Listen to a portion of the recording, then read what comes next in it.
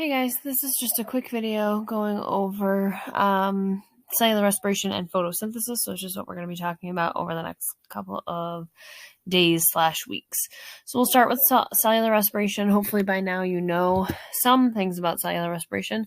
What is it? It is the process. Don't forget that this should be in your Google Classroom, your note page to fill in that goes along with these PowerPoint slides. The process of cellular respiration uses glucose to create energy by breaking apart the chemical bonds. So basically that means that all organisms use glucose to make energy. So we eat to get our glucose. That's how we get glucose in. We also need oxygen in order to do cellular respiration. So we breathe and we eat and we create energy in our cells in order to do all the other things that our body has to do. And so does other living organisms. There's an equation here that you do need to know. The equation here is O2, which is oxygen, plus C6H12O6. This is glucose. Makes, so in math you use an equal sign, in science you use an arrow. It basically means yields or gives you or makes or produces CO2 and ATP. Whenever we're thinking about these formulas, and again, there are these two that you need to know, the cellular respiration formula and the photosynthesis formula. They're two that you need to know pretty cold. I like to think of them about like making cupcakes. That's what I always say. You can make cookies, you can make whatever you feel like making, but I always say making cupcakes. And basically, the things on the left side of the arrow, the oxygen and the glucose in this case, are considered your ingredients. It says it right here, oxygen and glucose. The arrow is the equivalent of like putting it in the oven. So you mix these together, you put it in the oven, and then out you get carbon dioxide and energy. One of these two things is the reason that you did the reaction. So you are going to come out with, as a human, you're going to come out with energy. That's the reason that the organism does the reaction. That's what I call the cupcake. That's why this whole thing occurs. You're also going to come out with carbon dioxide, but the organism does not produce energy just so that it has carbon dioxide. Carbon dioxide is what I refer to as like the dirty dishes or the waste product.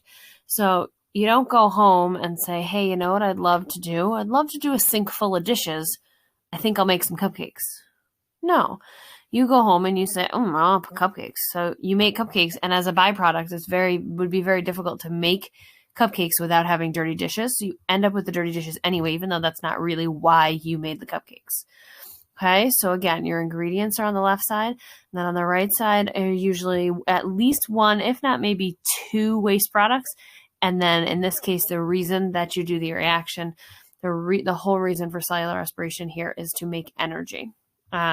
This picture right here is just a little cartoon of the molecular setup of glucose. If you counted those up, if I could get this thing to go away, if you count those up, you'll see that there should be 6 C's, 12 H's, and 6 O's, just like it is C6H12O6. That should be what that is.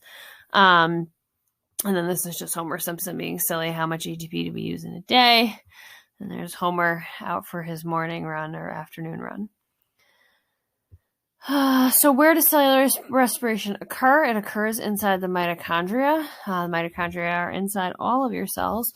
The mitochondria has something called an inner and an outer membrane that helps to create the energy in the cellular respiration process.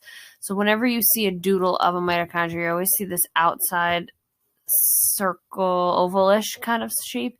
And then you see like the ziggy-zag. A lot of times I'll just draw like a zigzag line inside to show the inner and the outer membrane. But all of the ATP is actually getting made inside this inner membrane.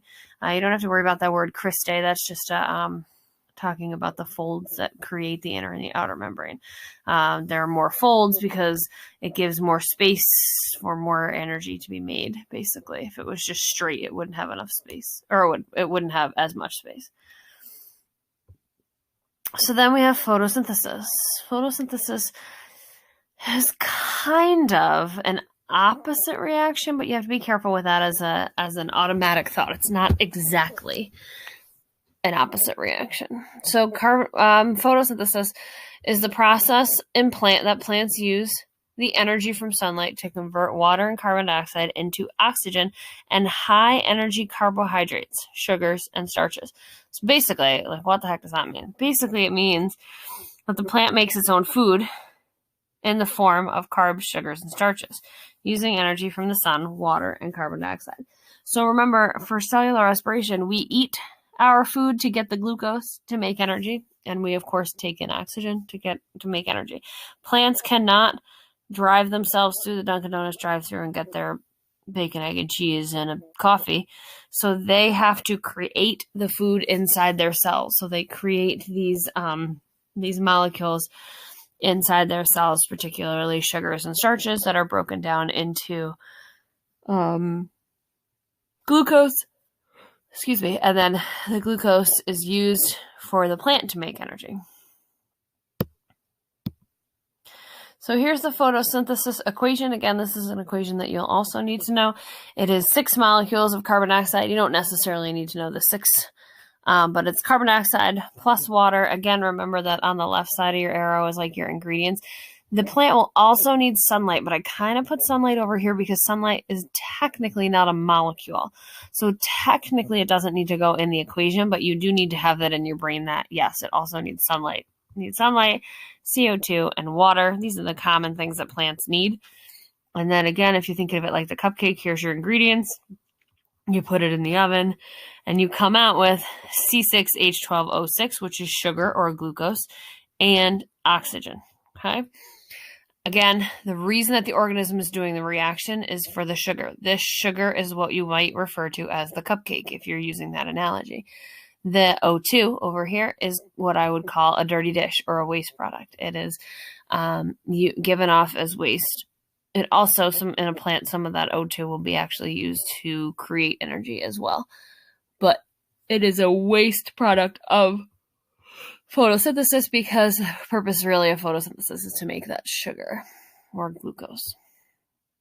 So what else does photosynthesis need? In addition to water and carbon dioxide, plants need light, of course, and something called chlorophyll in order to undergo photosynthesis. Chlorophyll is found inside of your chloroplast, not yours because you're a human, but inside chloroplast of plant cells. It is what makes the plant green. If you remember back to the video from the comparing plant and animal cells, there was that video that I had linked there of the Elodea, which is an aquatic plant, and inside the aquatic plant you could actually see the see the chloroplast moving around. Inside those chloroplasts is something called chlorophyll, and the chlorophyll is a green pigment protein, and it does a lot of other things, but that's what gives it its green color. Okay, so make sure that you have filled in, I believe that is it for those notes, short and sweet. Make sure that you have filled in your worksheet, which looks like, not that, which looks like this, and can be found on your Google Classroom. And then you can continue on with whatever other activities you need to be doing. Yeah, it looks like this, cellular respiration, and the second page is photosynthesis. Okay, have a nice day.